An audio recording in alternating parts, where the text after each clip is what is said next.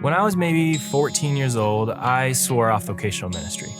I'd grown up in the church and I'd been around ministry for a long time because of my family. That meant that I had seen the beauty of that world, but I saw the not so great side as well.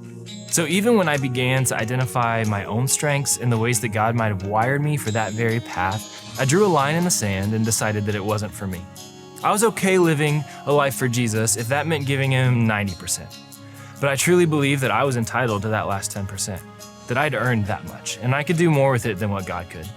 I told him I would decide the trajectory for my own life, and then maybe later, once I've got that last 10% in order, I'd be open to what he might want to do with it. I bought into a false gospel.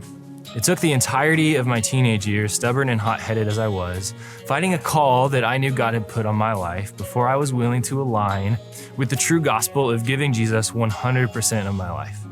The truth of the gospel is simple. Following Jesus requires my full obedience. Don't get me wrong, simple and easy are two different things, but just as Paul teaches in Galatians, Jesus is simple.